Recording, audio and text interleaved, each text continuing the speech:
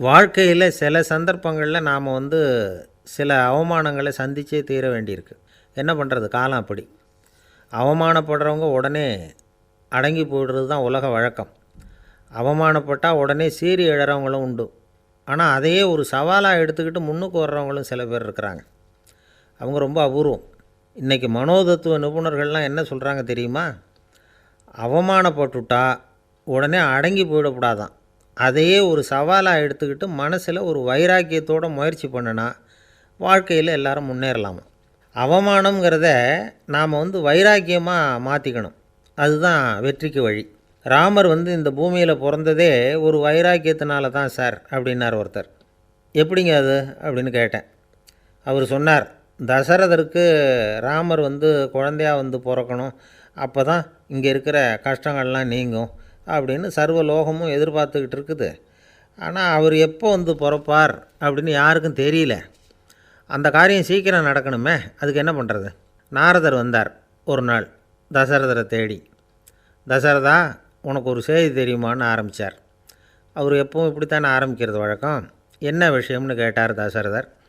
தசரதா, நீ அடிக்கடி உன்னோட தேரில் ஏறிக்கிட்டு தேவலோகத்துக்கு போகிற, அங்கே போகிற வர்ற எல்லாம் பண்ணிகிட்ருக்க, எல்லாம் சரி. தேவலோகத்துலேயும் உன்னை நல்லபடியாக தான் வரவேற்கிறாங்க. தேவேந்திரன் உன்னை பிரியமாக அழைச்சிட்டு போய் தன்னுடைய அரியாசனத்திலேயே தனக்கு பக்கத்திலேயே உட்கார வைக்கிறான். நீயும் சந்தோஷமாக உட்காந்து பேசிவிட்டு வந்துடுற. ஆனால் நீ இங்கே வந்ததுக்கு அப்புறம் அங்கே என்ன நடக்குது தெரியுமா உனக்கு அப்படின்னாரான் நாரதர். என்ன நடக்குது, எனக்கு ஒன்றும் தெரியலையே அப்படின்னாரான் தசரதர். நாரதர்கிட்ட கிட்டத்தில் கேட்டிருக்கார், கொஞ்சம் சொல்லுங்கள் என்னது அப்படின்னு. அவர் நெருங்கி வந்தாரான் நாரதரும். மெதுவாக அவர் காதோட காதாக சொன்னாராம். அதாவது நம்ம பாஷையில் சொல்லப்போனால் பற்ற வைக்கிறார். நீ அங்கே தேவேந்திரங்கிட்ட உட்காந்து பேசிவிட்டு வந்த பிறகு நீ அங்கே உட்காந்துருந்த அரியாசனத்தை தண்ணி ஊற்றி கழுவி சுத்தப்படுத்துகிறாங்க.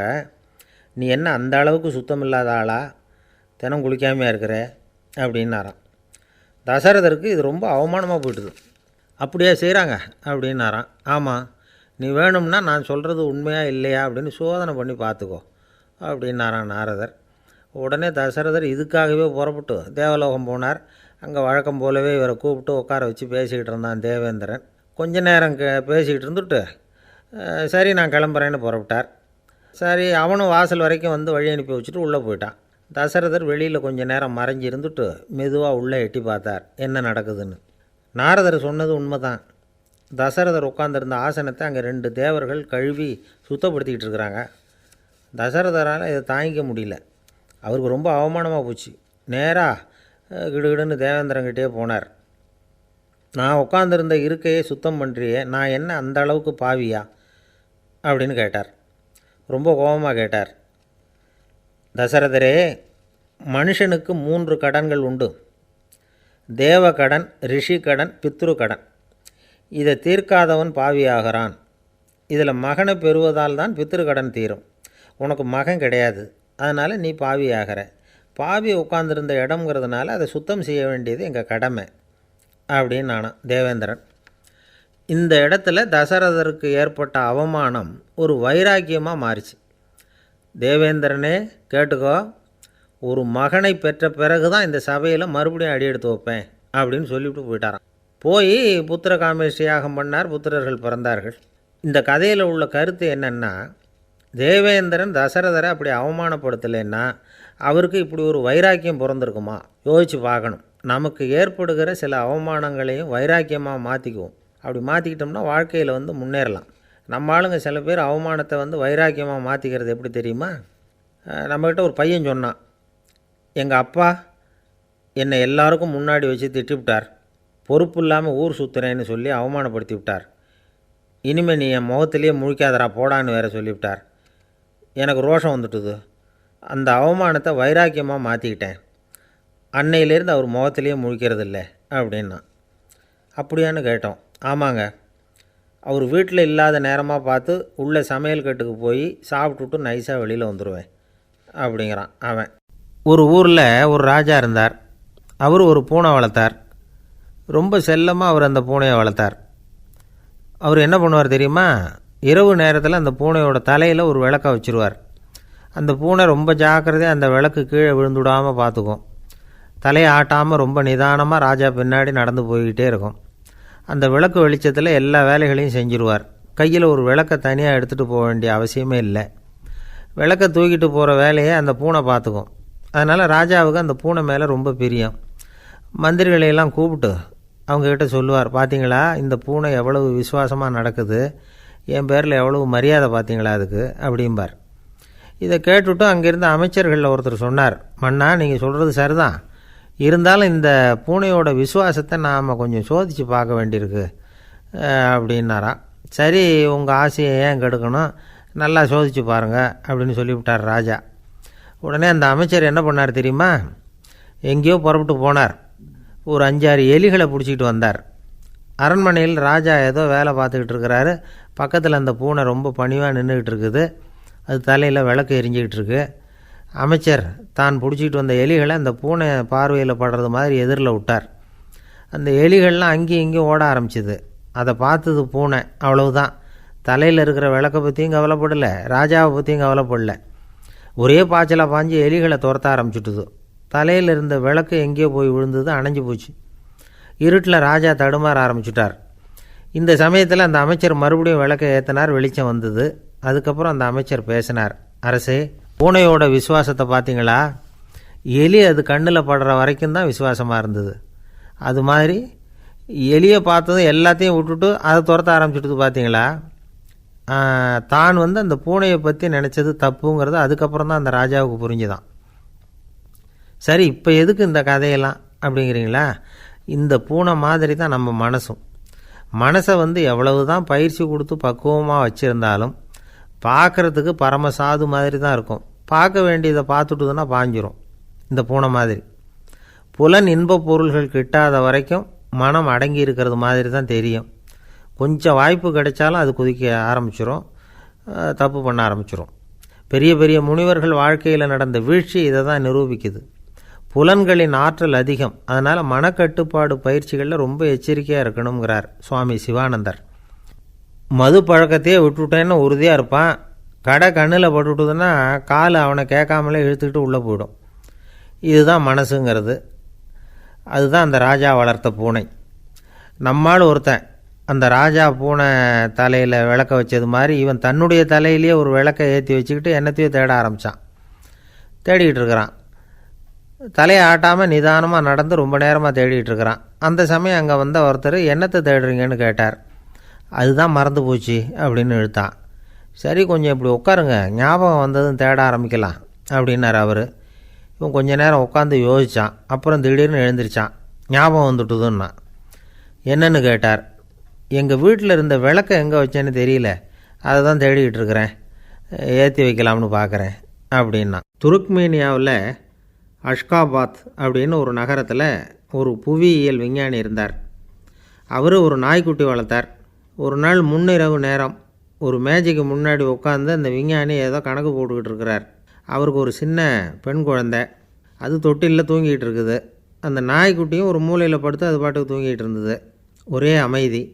அந்த நேரத்தில் திடீர்னு அந்த நாய்க்குட்டி துள்ளி எழுந்திரிச்சிது. நேராக குழந்தைகிட்ட ஓடிச்சு. அந்த குழந்தைய அது போட்டிருந்த ட்ரெஸ்ஸோடு சேர்த்து கவ்வி தூக்குச்சு. தூக்கிக்கிட்டு வாசல் பக்கம் ஓடிச்சு.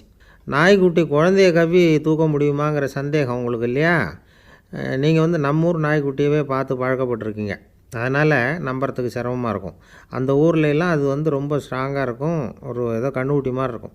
விஞ்ஞானி அதை பார்த்துட்டார். உடனே அந்த நாய்க்கு வெறி பிடிச்சிட்டுதுன்னு முடிவு பண்ணிவிட்டு தன்னோட கை துப்பாக்கி எடுத்துக்கிட்டு ஓடி வந்தார். அவர் வெளியில் நாய்க்குட்டி எங்கே அப்படின்னு பார்த்து தேடுறார். அந்த நேரத்தில் அந்த வீடு இடிஞ்சு விழுது. காரணம் பூமி அதிர்ச்சி. இப்படி பூமி அதிர்ச்சி உண்டாக போகுதுங்கிறது அந்த நாய்க்குட்டிக்கு முன்னாடியே தெரிஞ்சு போச்சு. அதுதான் குழந்தைய தூக்கிட்டு வெளியில் ஓடி வந்திருக்குது. அது மூலமாக அந்த குடும்பத்தையே காப்பாற்றிருக்குது அந்த நாய்க்குட்டி. இந்த சம்பவம் நடக்கிறதுக்கு 3 நாளைக்கு முன்னாடியே சில பிராணிகளுக்கு இப்படி நடக்க போகுதுங்கிறது தெரிஞ்சிருக்குதான். ஆமாம், அந்த நகரத்தில் 3 நாளைக்கு முன்னாடியே பாம்பு, பல்லி இதெல்லாம் அது தங்கியிருந்த வலையை விட்டு வெளியில் ஓடி வந்துட்டுது. அதே மாதிரி அங்கே இருந்த புறாவெல்லாம் பறந்து போயிடுச்சான். இதே மாதிரி யுகோஸ்லோவியாவில் கூட ஒரு நகரம்.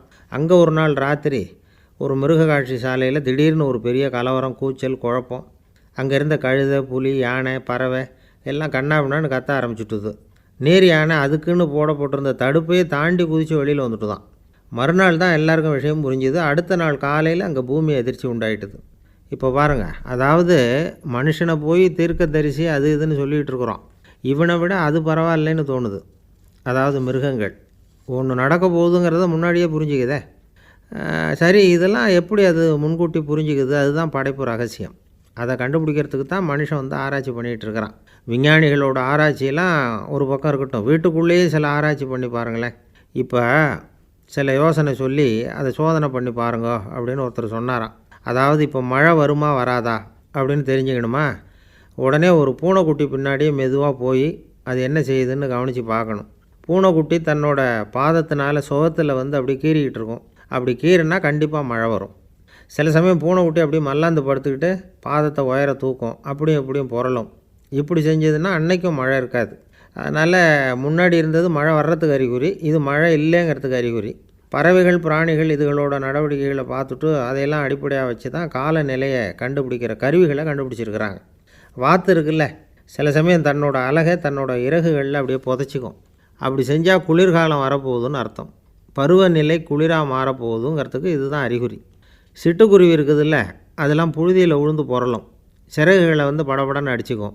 அப்படி செஞ்சால் மழை வரப்போகுதுன்னு அர்த்தம். ஒன்று மட்டும் நாம் நல்லா தெரிஞ்சுக்கணும், இயற்கையின் சீற்றம்னு சொல்கிறோம் இல்லையா, இயற்கை ஏன் நம்ம மேலே கோவப்படுது? இயற்கையை நாம் அனுசரித்து போகிறதில்ல, அதனால் கோவப்படுது. காடுகளை அழிக்கப்படாது, விலங்குகளை கொல்லக்கூடாது, இயற்கை ஏற்படுத்தி வச்சுருக்கிற சமநிலையை கெடுக்கக்கூடாது.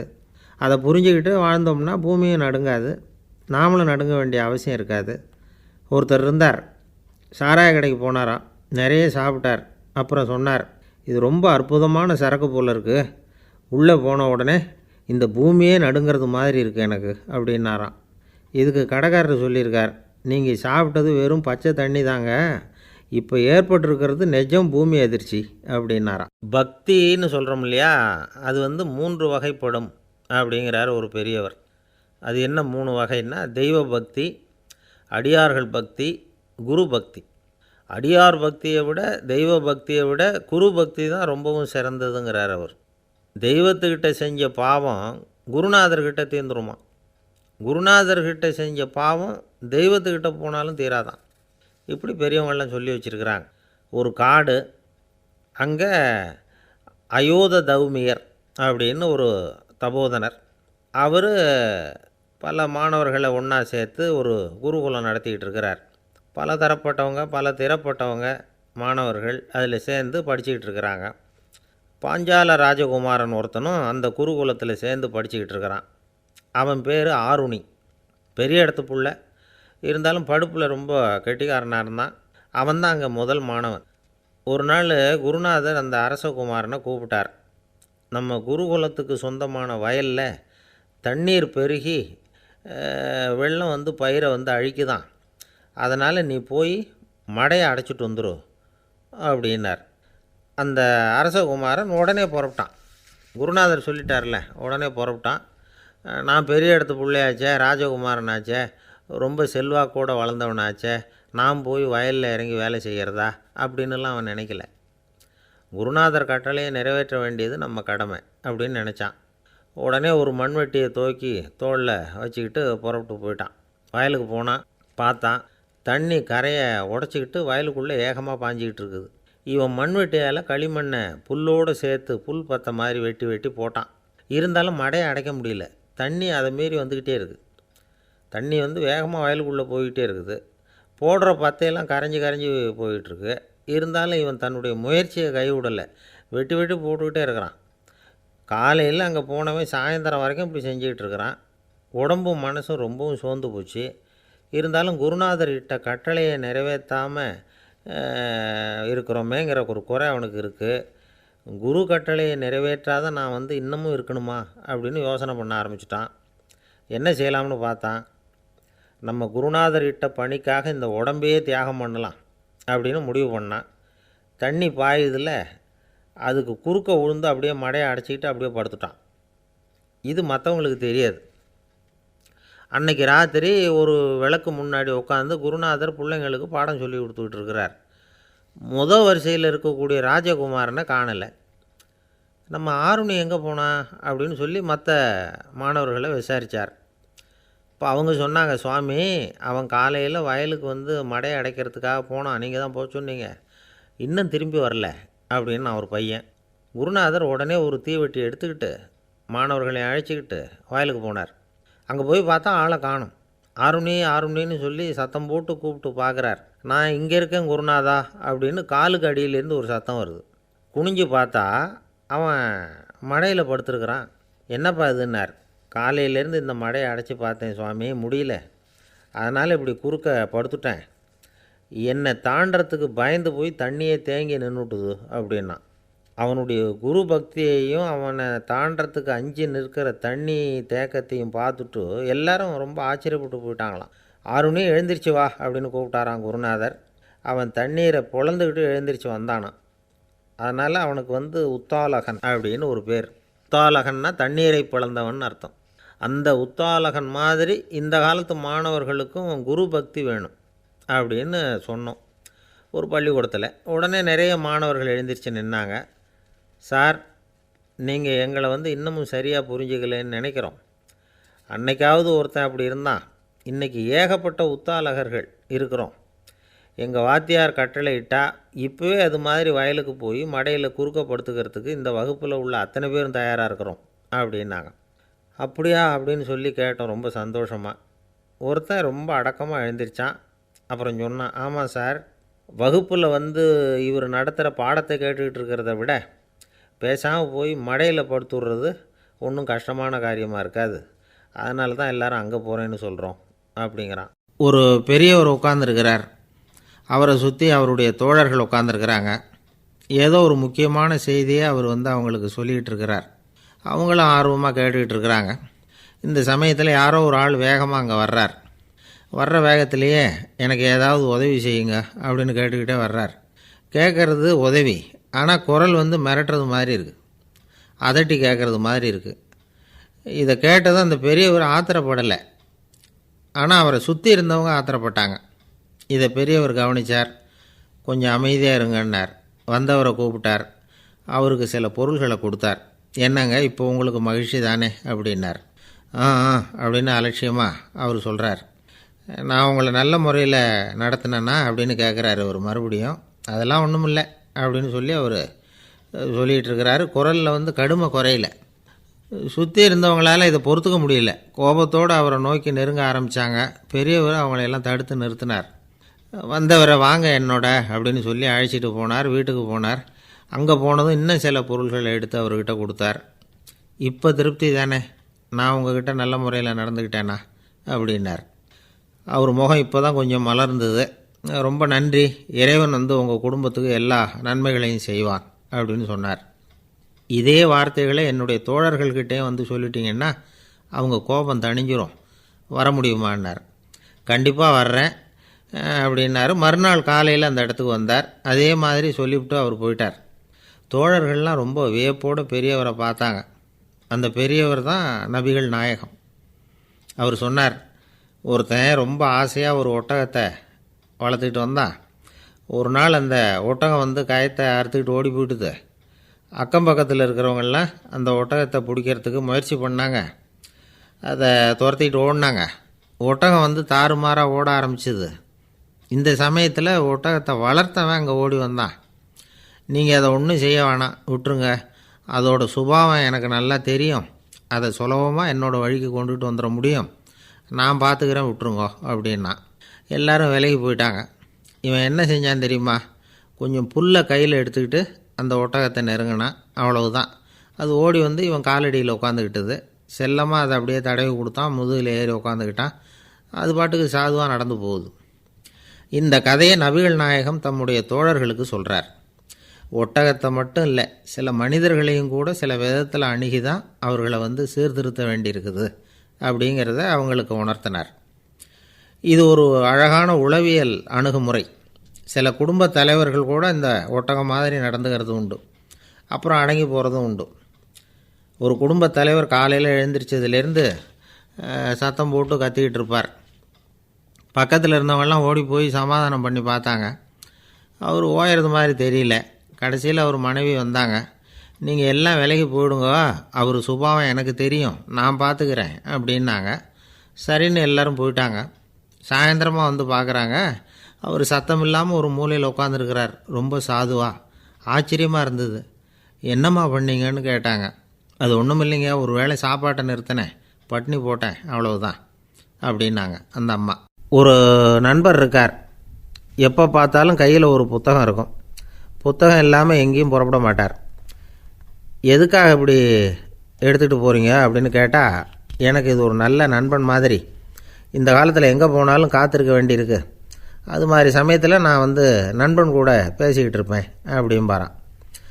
ஒருத்தர் ஒரு பெரிய அரச பதவியில் இருந்தார். அவர் பதவியிலேருந்து இறங்க வேண்டிய சூழ்நிலை. அரசு கொடுத்துருந்த வீட்டை விட்டுட்டு வெளியில் வர்றார். வரும்பொழுது 2 கையிலையும் 2 பெட்டியை எடுத்துகிட்டு வந்தாராம். சார், உங்களுடைய உடைமைகள் அப்படின்னு கேட்குறாங்க அங்கே இருந்த ஊழியர்கள். இவர் தன்னுடைய கையில் இருக்கிற பெட்டியை காட்டி, இதுதான் என்னுடைய சொத்து அப்படின்னாராம். ஒரு பெட்டியில் அவருடைய உடைகள், இன்னொரு பெட்டியில் அவர் விரும்பி படிக்கிற புத்தகங்கள். அவ்வளோதான். இதுதான் இருந்துதான். புத்தகம் படிக்கிறது வந்து மனசுக்கு நல்லதுங்கிறது நமக்கு தெரியும். புத்தக வாசிப்பு வந்து உடம்புக்கும் நல்லதுங்கிறாங்க. அது நமக்கு ஆச்சரியமாக தான் இருக்குது. ஒரு நபர் ஒரு வருஷத்தில் சராசரியாக 2000 பக்கங்களை படிச்சிருக்கணுமா, யுனெஸ்கோ பரிந்துரை. ஆனால் நம்ம நாட்டில் நாம் சராசரியாக படிக்கிறது 32 பக்கங்கள். அவ்வளவுதான். இவ்வளவுக்கு நம்ம நாட்டில் 6000த்துக்கும் மேற்பட்ட நாளேடுகள், 2000த்துக்கும் மேற்பட்ட இதழ்கள், மலர்கள், இவ்வளவு இருந்தும் சரியாக வரல. இந்த உலகத்தில் முதல் நூலகம் எங்கே எப்போ ஆரம்பமாச்சு தெரியுமா? கிமு 2500ஆம் ஆண்டில் அது ஆரம்பமாயிருக்குது. பாபிலோனியாவில் அமில் அணு அப்படிங்கிற அரசன் தான் நூலகத்தை உருவாக்கி இருக்கிறான். அப்போல்லாம் தாள் கிடையாது, களிமண் தான். களிமண் பலகைகளில் வந்து எழுதி அது தொகுத்து அப்படியே நூலாக்கி அதை நூலகத்தில் வச்சுருப்பாங்களாம். அரசருடைய நூலகத்தில் 1000த்துக்கும் மேற்பட்ட நூல்கள் இருந்ததாக வரலாற்று குறிப்பு இருக்குது. அது மட்டும் இல்லை, அந்த நூலகத்தில் வந்து பொருள் வாரியாக, அதாவது சப்ஜெக்ட் வாரியாக புத்தகங்களை வந்து வகைப்படுத்தி வச்சுருந்தாங்களாம். அதில் மிச்சம் இருந்த ஒரு 25 களிமண் பலகை புத்தகங்கள் இன்றைக்கும் பிரிட்டிஷ் அருங்காட்சியகத்தில் இருக்குதான். அச்சு தாள் இதெல்லாம் ஏற்பட்டதுக்கப்புறம் அமைக்கப்பட்டது தான் ஃப்ரான்ஸில் இருக்கக்கூடிய பாரிஸ் நூலகம். 1480 பிரெஞ்சு மன்னர் 11ஆம் லூயி இந்த நூலகத்தை அமைச்சாராம். ஆனால் அப்போல்லாம் அரசர்கள் மட்டும்தான் நூலகத்தை பயன்படுத்த முடியுமா. அதுக்கப்புறம் 17ஆம் நூற்றாண்டில் இந்த முறை மாறி பொதுமக்கள் அங்கே போகலாம், படிக்கலாம் அப்படிங்கிற நிலைமை வந்து தான். போட்லியன் நூலகம் அப்படின்னு அதுக்கு பேர், பாரிஸ் நகரத்தில் இருக்குது. அங்கே தான் நூல்களின் பட்டியல் தயாரிப்பு பணி ஆரம்பமாச்சு. கல்வி வளர்ச்சியையும் நூலகத்தையும் இணைச்சவர் வந்து நெப்போலியன் போனபார்ட். முன்பணம் செலுத்தி புத்தகத்தை படிக்கிற முறையையும் அவர் தான் கொண்டுட்டு வந்தாராம். மக்கள்கிட்ட வசூலிக்கிற வரியின் ஒரு பகுதியை நூலகத்துக்கு பயன்படுத்தினவரும் அவர் தானா. நெப்போலியன் நூலகத்தில் உலகத்தில் உள்ள எல்லா மொழி நூல்களும் இருக்குதான். அங்கே ஒரு தமிழ் நூலும் இருந்திருக்குது. அது என்னென்னா கம்பராமாயணம். சோவியத் யூனியனுக்கு படையெடுத்து போனப்போ அங்கேருந்து லட்சக்கணக்கான புத்தகங்களை இந்த பனிச்சறுக்கு வாகனங்கள் இருக்குல்ல, அதில் கொண்டுகிட்டு வந்ததாக வரலாறு. அடுத்தபடியாக குறிப்பிட்டு சொல்லத்தக்க நூலகம் எதுன்னா பிரிட்டிஷ் நூலகம். மிக பழைய கையெழுத்து பிரதியெல்லாம் கூட அங்கே இருக்குது. 1753 ஆரம்பமாச்சு. அதில் உள்ள நூல்களை வந்து வரிசையாக அடுக்கினா 180 கிலோமீட்டர் நீளத்துக்கு வருமா. மிகப்பெரிய நூலகம் அமெரிக்க தலைநகர் வாஷிங்டனில் இருக்குதான். இந்தியாவை பொறுத்த வரைக்கும் பெரிய பழைய நூலகம் எதுன்னா கல்கத்தா நூலகம். எல்லா இந்திய மொழி நூல்களும் இங்கே உண்டு. மகாகவி பாரதியார் நடத்தின இந்தியாங்கிற இதழின் எல்லா பிரதிகளும் அங்கே பாதுகாப்பாக இருக்குது. படிக்கும் பழக்கம் வந்து இங்கே வளர வேண்டியிருக்குது. ஒருத்தர்கிட்ட ஒரு புஸ்தகத்தை கொடுத்து விமர்சனம் எழுத சொல்லியிருந்தாங்க. கொஞ்ச நாள் கழித்து அவரை போய் பார்த்து, என்னங்க புஸ்தகத்தை படித்து பார்த்தீங்களா அப்படின்னு கேட்டாங்களாம். இதுக்கு அவர் சொல்லியிருக்கிறார், இன்னும் நான் படித்து பார்க்கலிங்க, இப்போ தானே விமர்சனமே எழுதி முடிச்சிருக்கிறேன், இனிமேல் தான் படிக்கணும் அப்படின்னாராம். இந்த உலகத்தில் எல்லாருக்கும் மகிழ்ச்சி தரக்கூடிய ஒரு பொருள் எது? இது ஒரு முக்கியமான கேள்வி. இந்த கேள்விக்கு பொருத்தமான ஒரு பதிலை உங்களால் சொல்ல முடியுமா? அதாவது கொஞ்சம் யோசித்து பார்த்தா பணம்னு சொல்லலாமா? இப்போ கையில் காசு இல்லாதவங்ககிட்ட ஒரு 10 ரூபாயை கொடுத்தா அது அவனுக்கு சந்தோஷத்தை கொடுக்கும். ஏற்கனவே வருமான வரி பிரச்சனையில் சிக்கி இருக்கிறவர்கிட்ட இன்னும் கொஞ்சம் பணம் இந்தாங்கன்னு சொல்லி கொடுத்தோம்னா அது வந்து அவருக்கு சங்கடத்தை தான் கொடுக்கும். அதனால் அந்த கேள்விக்கு பணங்கிறது பொருத்தமான பதிலாக இருக்க முடியாது. கேள்வி என்னென்னா, இந்த உலகத்தில் எல்லாருக்கும் மகிழ்ச்சி தரக்கூடிய ஒரு பொருள் எது? சரி, இனிப்புன்னு சொல்லலாமா? ஏன்னா எல்லாருக்கும் இன்றைக்கி தானே செய்யும். அதுலேயும் ஒரு சிக்கல் இருக்குது. சர்க்கரை வியாதிக்காரங்களுக்கு அது என்ன சந்தோஷத்தையாக கொடுக்கும்? ஆக எல்லாருக்கும் வேறுபாடு எதுவும் இல்லாமல் மகிழ்ச்சியை கொடுக்கக்கூடியது வேறு ஏதோ ஒன்று இருக்குது. அது என்னன்னு கண்டுபிடிக்கணும். அதுதான் இன்றைக்கி தகவல். இப்போ அதை கண்டுபிடிக்கணும்னா இந்த கதையை கேட்கணும். அது என்ன கதைன்னா, ஒரு ஊரில் ஒரு ராஜா இருந்தார். அவருக்கும் இதே சந்தேகம் வந்துட்டுது. அதாவது எல்லாருக்கும் இன்பம் தரக்கூடிய பொருள் எது அப்படின்னு. இதுக்கு பதில் தெரிஞ்சுக்கிறதுக்கு ஆசைப்பட்டார். சரி, அதுக்கு என்ன செய்யலாம்னு யோசனை பண்ணார். நாட்டு மக்களுக்கு பகிரங்கமாக ஒரு அறிவிப்பு கொடுத்தார். நம்ம நாட்டு மக்கள் இன்பம் தரக்கூடிய பொருள் எதுன்னு நினைக்கிறாங்களோ அதை கொண்டுக்கிட்டு வந்து அரண்மனையில் உள்ள கண்காட்சி மண்டபத்தில் வைக்கலாம். அப்படி அவங்க வைக்கிற பொருள்களில் எது எல்லாருக்கும் இன்பம் தரக்கூடியதாக இருக்குமோ அதை வச்சவருக்கு 1000 பொற்காசுகள் பரிசு அப்படின்னு அறிவிப்பு கொடுத்துட்டார். ஜனங்கள் இந்த அறிவிப்பை கேட்டாங்க. அதுக்கப்புறம் சும்மா இருப்பாங்களா? 1000 பொற்காசுன்னா சும்மாவா? அவங்கவுங்க கையில் என்னென்ன கிடைச்சதோ அதையெல்லாம் கொண்டாந்து அரண்மனை காட்சி மண்டபத்தில் வச்சுட்டாங்க. அதுக்கப்புறமா ராஜா அங்கே வந்தார். ஒவ்வொன்றா பார்த்துக்கிட்டே வந்தார். முதல்ல ஒரு குயில் இருந்தது, இனிமையாக பாடக்கூடிய குயில். இந்த குயிலோட இன்னிசை எல்லாருக்கும் இன்பம் தரக்கூடியது தான். இருந்தாலும் காது கேட்காதவங்களுக்கு இந்த இசை எப்படி இன்பம் தர முடியும்? அதனால் இது சரியில்லைன்னு விட்டார். அடுத்தபடியாக போனார். அங்கே என்ன வச்சுருக்குறாங்கன்னு பார்த்தா ஒரு அழகான மயில் அங்கே தோகை விரித்து ஆடிக்கிட்டு இருக்குது. இந்த மயிலோட ஆட்டம் மனசுக்கு இன்பம் தரக்கூடியது தான். இருந்தாலும் பார்வை இல்லாதவங்க இந்த ஆட்டத்தை பார்த்து ரசிக்க முடியுமா? முடியாது. அதனால் இதுவும் சரியில்லை அப்படின்னு சொல்லிவிட்டார். அதுக்கு அடுத்தபடியாக போனார். பல வகையான இனிப்பு பண்டங்களை வச்சுருந்தாங்க. பார்த்தார், வயசானவங்களுக்கும் நோயாளிகளுக்கும் இது இன்பம் தராது, துன்பம்தான் கொடுக்கும் அப்படின்னார். இப்படி ஒவ்வொன்றா பார்த்துக்கிட்டே போகிறார். அழகான மலர்கள், கனிகள், ஓவியங்கள் எதுவுமே பொருத்தமாக தெரியல. சகல பேருக்கும் இன்பம் தரக்கூடிய வகையில் எதுவும் இல்லை. கடைசியாக வந்தார். அங்கே ஒரு களிமண் பொம்மை இருந்தது. அது என்ன பொம்மை தெரியுமா? பசியால் வாடி இருக்கிற ஒருத்தருக்கு ஒரு அம்மா இனிமையாக பேசிக்கிட்டு சோறு போடுறது மாதிரி அந்த பொம்மையை செஞ்சுருந்தாங்க. அதுக்கு கீழே அன்பு அப்படின்னு எழுதியிருந்துதான். ராஜா பளிச்சுன்னு ஒரு முடிவுக்கு வந்தார். அந்த பொம்மையை செஞ்ச சிற்பியை வரவழைச்சார், பரிசு கொடுத்தார். அன்பு ஒன்று தான் எல்லாருக்கும் இன்பம் அளிக்கக்கூடிய பொருள். காது கேட்காதவங்களும் அதை கேட்க முடியும், பார்வை இல்லாதவங்களும் அதை பார்க்க முடியும், குழந்தைகளும் அதை உணர முடியும் அப்படின்னு அதுக்கு விளக்கம் கொடுத்தார் அந்த மன்னர். இந்த உலகத்தில் எல்லாருக்கும் மகிழ்ச்சி தரக்கூடிய ஒரு பொருள் அன்பு தான். அதை புரிஞ்சுக்கிட்டு தான் சில கணவன்மார்கள் மனைவி பேரில் ரொம்ப அன்பை காட்டிக்கிறது வழக்கம். ஒரு வீட்டு வாசப்படி பக்கமாக மழைக்கு ஒதுங்கினார் ஒருத்தர். மழை தூரிக்கிட்டு இருந்தது, இருட்டு நேரம். அந்த வீட்டில் இருந்தவர், இன்றைக்கி ராத்திரி வேணும்னா இங்கேயே தங்கிட்டு காலையில் போங்க அப்படின்னார். உடனே இவர் சொன்னார், ரொம்ப நன்றிங்க, ஒரு 10 நிமிஷத்தில் இதை வந்துவிடுறேன் அப்படின்னு சொல்லிவிட்டு எங்கேயோ ஓடினார். 10 நிமிஷம் கழித்து திரும்பி வந்தார். ஆமாம், எங்கே போயிட்டு வந்தீங்கன்னு கேட்டார் வீட்டில் இருந்தவர். நேராக எங்கள் வீட்டுக்கு போய் மனைவிக்கிட்ட இன்றைக்கி ராத்திரி இங்கேயே தங்கிக்கிறேன்னு சொல்லிவிட்டு வந்துவிட்டேன் அப்படின்னார் அவர். அன்பில் இது ஒரு ரகம். என்ன சார், உங்கள் பையன் என்ன செஞ்சுக்கிட்டு இருக்கிறான் இப்போது அப்படின்னு கேட்டார் ஒருத்தர். அடிக்கடி கண்ணாடி முன்னாடி நின்று அழகு பார்த்துக்கிட்டு இருக்கிறான் சார் அப்படின்னார் அப்பா. இளம் பருவம் இப்படி தான் இருக்கும், அதையெல்லாம் சாதாரணமாக நினச்சிடாதீங்க அப்படின்னார் அவர். என்ன சார் சொல்கிறீங்க, கண்ணாடி முன்னாடி நின்றுக்கிட்டு நேரத்தை வீணாக்கிக்கிட்டு இருக்கான், அதை ஒரு பெரிய விஷயமாக நான் நினைக்கணுமா அப்படின்னார் இவர். இளம் பருவத்தில் இளைஞர்களுக்கும் சின்ன பொண்ணுங்களுக்கும் அடிக்கடி கண்ணாடியில் பார்க்கணும்னு தோணும். அது வெறுமனே அழகு பார்க்குறது மட்டும் இல்லை, அவங்க தங்களையே தேடி கண்டுபிடிக்கிற ஒரு முயற்சி அது. இது ஒரு மனோதத்துவ விளைவு.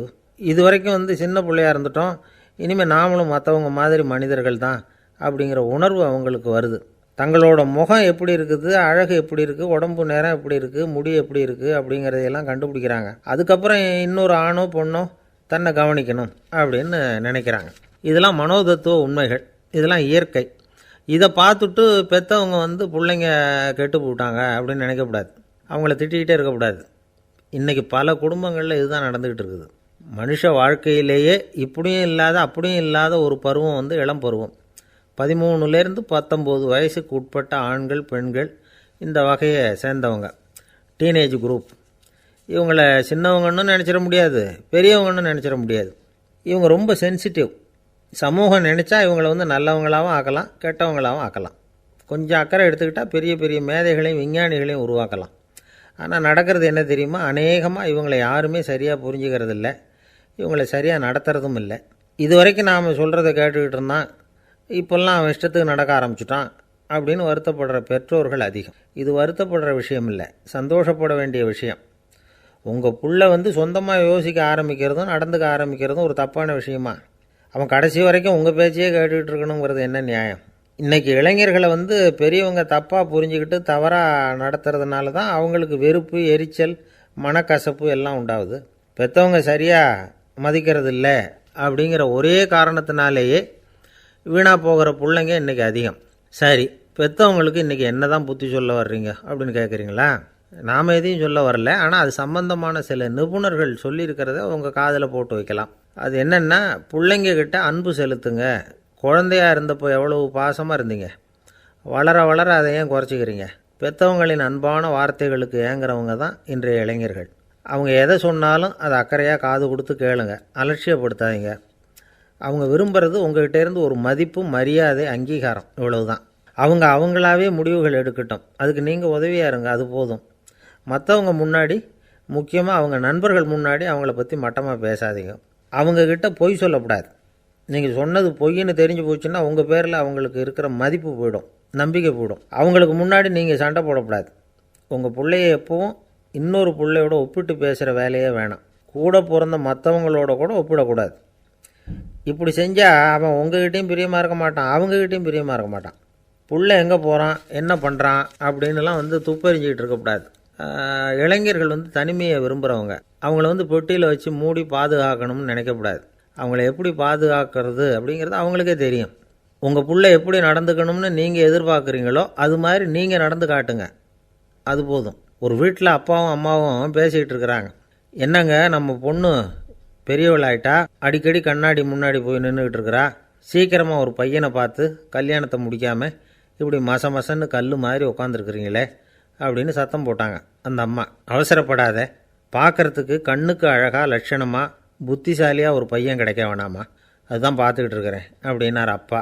இதுக்கு அந்த அம்மா சொல்கிறாங்க, எங்கள் அப்பா இப்படியெல்லாம் நினச்சிக்கிட்டு இருந்திருந்தா எனக்கு கல்யாணமே ஆயிருக்காது தெரியுமா அப்படின்னாங்களாம். ஒரு ஆள் இருந்தான், நிறைய பணம் சம்பாதிச்சான், ஆனால் செலவு பண்ண மனசு வரல, கருமி. அவன் என்ன பண்ணான், சேர்த்த பணம் பூராவையும் ஒரு மரத்தடியில் புதைச்சி வச்சுருந்தான். வாரத்துக்கு ஒரு தடவை அந்த மரத்தடிக்கு வருவான், புதைச்ச இடத்த ஆவலோடு பார்த்துக்கிட்டு இருப்பான், அதுக்கப்புறம் போயிடுவான், அவ்வளவுதான். ஒரு நாள் ஒரு திருடன் வந்தான், இவன் புதைச்சி வச்சுருந்ததெல்லாம் எடுத்துகிட்டு போட்டான். இது தெரிஞ்சு போச்சு. அந்த கருமி புலம்ப ஆரம்பிச்சிட்டான். இவன் புலம்பலை கேட்டதும் அக்கம் பக்கத்தில் இருந்தவங்கெல்லாம் ஓடி வந்தாங்க. என்ன விஷயம்னு விசாரித்தாங்க. இவன் சொன்னான். ஒரு பெரியவர் கேட்டார், ஏன்ப்பா வாரம் இந்த இடத்த பார்க்குறதாக சொன்னியே, எப்போவாவது இதில் இருக்கிற பணத்தை எடுத்து செலவு பண்ணியிருக்கியா அப்படின்னு கேட்டார். நான் அப்பப்போ அதை பார்க்குறது தான் வழக்கம், அதை தொட்டதே இல்லைன்னு அவன். சரி, அப்படின்னா இப்போவும் நீ அதே மாதிரி வாரம் ஒரு தடவை இந்த இடத்த பார்த்துட்டு போகலாமே அப்படின்னாராம் அந்த பெரியவர். அதுவும் சரிதானே, எவ்வளவு காலமானாலும் அவன் அந்த பணத்தை எடுத்து செலவு பண்ண போகிறதில்ல. அப்படி இருக்கிறப்ப உள்ளே பணம் இருந்தாலும் ஒன்று தான், இல்லாமல் போனாலும் ஒன்று தான். இதிலேருந்து என்ன புரியுதுன்னா, ஒருத்தர்கிட்ட இருக்கிற பணத்தை கொண்டு அவர் பணக்காரரா ஏழையா அப்படின்னு முடிவு செய்கிறது சரியில்லை. அந்த செல்வத்தை அனுபவிக்கிற திறன், பயன்படுத்துகிற திறன், அதை வச்சு தான் அவர் ஏழையா பணக்காரரா அப்படிங்கிறத நிர்ணயம் பண்ணணும், அதுதான் சரி. செலவு பண்ண தெரியாதவன் சேகரம் பண்ணிகிட்டே இருக்கிறதுனால என்ன பிரயோஜனம்? தலைமுடியே இல்லாதவன் தாராளமாக சீப்புகளை வாங்கி சேகரம் பண்ணுறது மாதிரி தானே இது. சில சமயம் செலவு பண்ண நாம் தயாராக இருந்தால் கூட அந்த செல்வம் நமக்கு பயன்படுறதில்ல. அரேபியாவில் ஒரு நகை வியாபாரி விலை உயர்ந்த முத்துக்களை எல்லாம் அவர் வச்சு வியாபாரம் பண்ணிகிட்டு இருந்தார். அவர் ஒரு சமயம் ஒரு பாலைவனம் வழியாக போயிட்டு இருக்கிறார் ஒட்டகத்தில். அப்போது திடீர்னு கடுமையான புயல் வீச ஆரம்பிச்சுட்டுது. திசை தவறி இவர் எங்கேயோ வந்துட்டார். கூட வந்தவங்களையும் காணலை, எங்கே போனாங்களோ தெரியல. இவர் ரொம்ப பயந்து போய் அங்கே எங்கேயுமா அலைஞ்சு திரியிறார், வழியே தெரியல. பசி கடுமையாயிட்டுது. ஒட்டகத்து முதுகில் ஒரு மூட்டை இருந்தது, அதை பிரித்து பார்த்தார். உள்ளே ஏதாவது இருக்கான்னு தேடி பார்க்குறார். அது வரைக்கும் கண்ணில் தட்டுப்படாத அபூர்வமான ஒரு பை கண்ணில் பட்டுது. ஆஹா, அதில் ஏதாவது சாப்பிட்றதுக்கு இருக்கும் அப்படின்னு நினச்சி ஆவலாக அதை பிரித்து பார்க்குறார். அந்த பையில் விலை உயர்ந்த முத்துக்கள் நிறைய இருந்துதான். அப்போ தான் அவர் நினச்சாராம், விலை உயர்ந்த முத்துக்கள் கூட சாப்பிட்றதுக்கு உணவாக முடியாது அப்படிங்கிறத புரிஞ்சுக்கிட்டாராம். எந்த நேரத்தில் எது நமக்கு தேவையோ அது நமக்கு தாராளமாக கிடைக்கணும். அப்படி அது கிடைக்கிறதுக்கு நம்மக்கிட்ட இருக்கிற செல்வம் பயன்படணும். அது நமக்கும் பயன்படலாம், நம்ம மூலமாக அடுத்தவங்களுக்கும் பயன்படலாம். அதுதான் செல்வத்தின் பயன். ஒரு மரத்தடியில் ஒருத்தன் உட்காந்து அழுதுகிட்டு இருந்தான். அந்த பக்கமாக வந்த இன்னொருத்தன் ஏப்பா அழுதுகிட்டு இருக்கிறேன்னு கேட்டான். இந்த இடத்துல தான் பூமிக்கு அடியில் பணம் இருக்குது, புதைச்ச இடம் தெரியல, அதான் அழறேன் அப்படின்னா. நல்லா ஞாபகப்படுத்தி பாரு, எந்த இடத்துல புதைச்ச அப்படின்னு கேட்டான் இவன். அது எப்படி எனக்கு தெரியும், புதைச்சி வச்சிருக்கிறவன் நான் இல்லையே, எங்கள் எதிர்த்த வீட்டுக்காரன் அப்படின்னானா இவன். ஒருத்தர் ரொம்ப அவசரமாக வந்தார். சார், மனுஷன் நிம்மதியாக இருக்கிறதுக்கு என்ன வழின்னு கேட்டார். சீக்கிரமாக ஒரு கல்யாணத்தை பண்ணிங்க, எல்லாம் சரியாக போடும் அப்படின்னோம். அவர் ஒரு மாதிரியாக பார்த்தார். ஏற்கனவே எனக்கு கல்யாணம் ஆகிட்டுது சார், அதனால தானே நிம்மதியாக இருக்கிறதுக்கு வழி கேட்குறேன் அப்படின்னார். சரி, இவர் ஒரு மாதிரியான கேஸ் அப்படின்னு நினச்சிக்கிட்டு நம்மக்கிட்ட இருந்த ஒரு சின்ன புத்தகத்தை அவர்கிட்ட தூக்கி கொடுத்தோம். இதை படித்து பாருங்கன்னு. கல்யாணத்துக்கு பிறகும் சந்தோஷமாக இருக்கிறதுக்கு என்ன வழி அப்படிங்கிற கேள்விக்கு அந்த புத்தகத்தில் விளக்கம் இருந்தது. கணவன் மனைவிக்குள்ளே சிக்கல் வராமல் இருக்கிறதுக்கு அதில் சில வழிகளை சொல்லி கொடுத்துருக்குறாங்க. அதெல்லாம் என்னென்ன அப்படிங்கிறத இப்போ பார்க்கலாமா? குடும்பம்னு இருந்தால் கோபம் வரதான் செய்யும், அது வந்துட்டு போட்டும் பரவாயில்ல. ஆனால் அந்த கோபம் ஒரே நேரத்தில் 2 பேருக்கும் வந்துடாமல் பார்த்துக்கணும். ஒரு சமயத்தில் யாராவது ஒருத்தர் தான் கோபப்படணும், அடுத்தவங்க அமைதியாக இருக்கணும். அதுக்கப்புறம் இவர் அமைதியான உடனே அவங்க ஆரம்பிச்சிக்கலாம். கோபமாக ஏதாவது சொன்னால் உடனே கோபமாக பதில் சொல்லக்கூடாது. கொஞ்சம் பொறுத்து கோபம் தீர்ந்த உடனே அந்த பதிலை சொல்லலாம். அப்போ பதில் கோபமாக இருந்தால் கூட அது அவ்வளோ பெருசாக தெரியாது. அற்ப விஷயத்துக்கெல்லாம் காய்ச்சி மூச்சுன்னு கத்திக்கிட்டு இருக்கக்கூடாது. உங்கள் 2 பேருக்குள்ளே ஒரு தர்க்கம் ஆரம்பமாயிட்டுதுன்னு வச்சுக்கோங்க. கடுமையாக 2 பேரும் விவாதம் பண்ணுறீங்க. உங்களில் ஒருத்தர் இதில் ஜெயிக்கணும்னா அது நீங்களாக இருக்க வேணாம், அடுத்தவங்க ஜெயிக்கிறதுக்கு நீங்கள் துணையாக இருங்களேன். அப்படின்னா நீங்கள் கொஞ்சம் விட்டு கொடுக்கணும், அவ்வளவுதான். ஏதாவது குத்தம் சொல்லணுமா, செஞ்ச தப்பை சுட்டி காட்டணுமா, விமர்சனம் பண்ணணுமா, பண்ணுங்க, வேணான்னு சொல்லலை. ஆனால் சொன்னதை அப்படி சொல்கிறத கொஞ்சம் அன்பாக இதமாக சொல்லுங்கள். எப்போது நடந்த தவறுகளையெல்லாம் இப்போ போய் மறுபடியும் ஞாபகப்படுத்திகிட்டு இருக்க வேண்டாம். நான் அப்போவே சொன்னேன் இந்த புடவை வேணாம்னு, நீங்கள் தான் கேட்கல, இப்போ பாருங்கள் கிழிஞ்சு போச்சு இப்படின்னு கத்துனாங்க ஒரு அம்மா. எப்போ சொன்னீங்கன்னு கேட்டால் ஒரு 10 வருஷத்துக்கு முன்னாடி தீபாவளி சமயத்தில் அப்படிங்கிறாங்க. அது என்ன இன்னும் அப்படியே புதுசாகவே இருக்கும்? உங்களுக்கு அவர் தான் பெருசு, அவருக்கு நீங்கள் தான் பெருசு. அதை விட இந்த உலகத்தில் வேறு எதுவும் முக்கியம் இல்லைன்னு நினைக்கணும். நீ தான் என்னுடைய உலகம்னு எத்தனை தடவை சொல்லியிருப்பீங்க? அதெல்லாம் வெறும் வசனமாக போயிடக்கூடாது. ஏதாவது ஒரு பிரச்சனையை பற்றி கடுமையாக விவாதம் பண்ணிக்கிட்டு இருக்கீங்க, அதை அப்படியே பாதியில் விட்டுட்டு படுக்கைக்கு போயிடக்கூடாது. சொச்சத்தை நாளைக்கு பேசிக்கலாம்னு. அப்படி போனால் தூக்கம் வராது. பிரச்சனையை ஒரு முடிவு பண்ணிக்கிட்டு அதுக்கப்புறமா தூங்க போகணும். ஒரு நாளில் ஒரு தடவையாவது உங்கள் ஜோடியை பாராட்டி நல்ல விதமாக கனிவாக ஒரு வார்த்தை சொல்லணும் அப்படின்னு தீர்மானம் பண்ணிங்க. ஏதாவது தப்பு பண்ணிவிட்டீங்கன்னா பரவாயில்ல, அதை ஒத்துக்கிறதுக்கும் மன்னிப்பு கேட்குறதுக்கும் தயாராக இருக்கணும். அது ஒன்றும் கேவலம் கிடையாது. வீட்டுக்குள்ளே தானே கேட்க போகிறீங்க, வெளியில் யாருக்கு தெரிய போகுதோ? எப்படியோ உங்களுக்குள்ளே ஒரு சமரசம் ஆனால் சரி தான். ஒரு தகராறுன்னு எடுத்துக்கிட்டால் குறைஞ்சபட்சம் அதுக்கு 2 பேர் தேவை. தனியாகவே உட்காந்துக்கிட்டு நான் இப்போ தகராறு பண்ணிகிட்டு இருக்கிறேன் அப்படின்னு யாரும் சொல்ல முடியாது. 2 பேர் தகராறு பண்ணுறாங்கன்னா பொதுவாக அந்த 2 பேரில் யார் அதிகமாக பேசுகிறாங்களோ அவங்க பேரில் தான் தப்பு இருக்கும். அதை மனசில் வச்சுக்கணும். இதெல்லாம் தான் அந்த புத்தகத்தில் போட்டிருக்கிற வழிமுறைகள். இவ்வளவும் சரியாக வரலைன்னா அப்புறமா சொல்லுங்கள், வேறு புத்தகம் ஏதாவது இருக்கான்னு தேடுவோம். ஒரு கணவன் தன்னுடைய மனைவியை அழைச்சிக்கிட்டு ஒரு மனோதத்துவ டாக்டர்கிட்ட வந்தாராம். டாக்டர், எங்களுக்கு கல்யாணம் ஆகி 30 வருஷ காலமாக நாங்கள் ஒரு விஷயத்தில் கூட ஒத்து போனதில்லை அப்படின்னு ஆரம்பித்தார். உடனே அந்த அம்மா குறுக்கிட்டு, அது 30 வருஷம் இல்லை, 32 வருஷம் அப்படின்னாங்களாம். அவர் ஒரு பெரிய குடும்பத்தில் பிறந்தவர். இருக்கிற சொத்துக்கள் எல்லாத்தையும் வாரி வழங்கிவிட்டு காட்டுக்கு புறப்பட்டார் தவம் செய்கிறதுக்காக. இருந்தது பூராவும் கொடுத்துட்டார். இனிமேல் எதுவுமே இல்லை கொடுக்கறதுக்கு. அப்போது கடைசியாக ஒருத்தன் கையை நீட்டினான். ஐயா ஏதாவது கொடுங்கன்னா. அவர் பார்த்தார். கட்டியிருக்கிற வேட்டியை தவிர வேறு எதுவுமே இல்லை. 8 முழம் பட்டு வேட்டி, ஜரிகை கரையோடு இருக்குது. கடைசியாக அதை தான் எடுத்து கட்டிக்கிட்டு அவர் புறப்பட்டுக்கிட்டு இருக்கிறார். அவர் பார்த்தார், எதிரில் அவன் பரிதாபமாக நின்றுக்கிட்டு இருக்கிறான். அந்த 8 முழ வேட்டியை 2ஆக கிழிச்சார். 4 முழத்தை அவங்ககிட்ட கொடுத்துட்டு மீதி 4 முழத்தை தன்னுடைய இடுப்பில் கட்டிக்கிட்டு அவர் காட்டுக்கு போயிட்டார். இவன் என்ன பண்ணான் தெரியுமா? கையில் கிடைச்ச 4 முழத்தை எடுத்துக்கிட்டு கடை வீதிக்கு போனான். பழைய பட்டு வேட்டி ஜருகை இதெல்லாம் விலைக்கு வாங்குகிற வணிகர் ஒருத்தர் இருந்தார். அவர்கிட்ட போனான். இதை விலைக்கு எடுத்துக்கிறீங்களான்னு கேட்டான். அவர் வாங்கி பார்த்தார். ஆஹா, ரொம்ப அருமையான வேட்டி, விலை ஒசந்த ஜருகை, இது ஏது உனக்குன்னு கேட்டார்.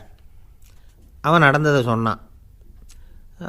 அப்படின்னா ஒன்று செய், இந்த வேட்டியோட இன்னொரு பாதியையும் மெதுவாக வாங்கிட்டு வந்துரு, உனக்கு நிறைய பணம் தரேன் அப்படின்னார் அந்த வணிகர். இவன் கொஞ்சம் யோசனை பண்ணி பார்த்தான். கொஞ்சம் இருங்க, தான் வந்துவிட்றேன் அப்படின்னு சொல்லிவிட்டு நேராக காட்டுக்கு போனான். அவர் எங்கே இருக்காருன்னு தேடி கண்டுபிடிச்சான். அவர் ஒரு இடத்துல தவக்கோலத்தில் இருக்கிறார். கட்டியிருந்த இடைவேட்டியும் அவரை அறியாமலே நழுவி கீழே விழுந்து கிடக்குது. இவனுக்கு ரொம்ப வசதியாக போச்சு. அவரை கேட்க வேண்டிய அவசியமே இல்லை. மெதுவாக சத்தம் போடாமல் அடிமேல் அடி வச்சு நெருங்கினான். அவர் கண்ணை மூடிக்கிட்டு அவர் பாட்டு நின்றுக்கிட்டு இருக்கார். இவன் மெதுவாக போய் கீழே கிடந்த அந்த துணியை எடுத்துக்கிட்டு சத்தம் போடாமல் திரும்பி நடந்தான். அப்படி கொஞ்சம் தூரம் நடந்திருப்பான். அப்படி ஓட ஆரம்பிக்கிற சமயத்தில் அவன் காலில் கீழே கிடந்த முள் ஒன்று நறுக்குன்னு தைச்சி விட்டுது. வலி தாங்க முடியாமல் அம்மான்னு கத்திவிட்டான். இந்த சத்தத்தினால கண்ணை மூடி நின்றுக்கிட்டு இருந்த அவர் தவம் கலைஞ்சிது. மெதுவாக கண்ணை திறந்து பார்க்குறார். தன் இடையில் இருந்த வேட்டி அவன் கையில் இருக்குது. இப்போ அவர் நினைக்கிறாராம், இந்த வேட்டி மேலே நான் வச்ச ஆசை அல்லவா அவனை திருடன் ஆக்கிவிட்டுது அப்படின்னு நினச்சாரான். இது எப்பேற்பட்ட மனநிலைங்கிறத கொஞ்சம் யோசிச்சு பாருங்கள். தான் ஒரு பொருள் மேலே வைத்த பற்று இன்னொரு மனிதன் திருடனாக ஆகிறதுக்கு காரணமாக ஆயிட்டுதே அப்படின்னு நினைக்கிறார். அப்படி நினச்ச அவர் யார் தெரியுமா? அவர் தான் மகாவீரர். இழந்துட்டேங்கிறியே, நீ என்னத்தை கொண்டு வந்த இங்கே இழக்கிறதுக்கு? நீ என்னத்தை உண்டாக்குன இது அழிஞ்சுட்டுதுன்னு சொல்கிறதுக்கு? இது அவருடைய சிந்தனை. இன்றைக்கி நம்ம சிந்தனையெல்லாம் வேறு மாதிரி இருக்குது. ஒருத்தன் நடுத்தெருவில் உட்காந்து அழுதுகிட்டு இருந்தான். அந்த வழியாக வந்தவர் கேட்டார், ஏன்ப்பா அழற அப்படின்னு கேட்டார். 5 ரூபா சார், இந்த இடத்துல விழுந்துட்டுது, ரொம்ப நேரமாக தேடுறேன், கிடைக்காது போல இருக்கு அப்படின்னா. எப்போ தொலைஞ்சுது அப்படின்னு கேட்டார். அது எனக்கு தெரியாது சார், பணத்தை தொலைச்சவன் தேடி பார்த்துட்டு போயிட்டான், நான் அவனுக்கு பின்னாடி தேட வந்தவன் அப்படின்னு சொல்லிவிட்டு மறுபடியும் தேட ஆரம்பித்தானான்.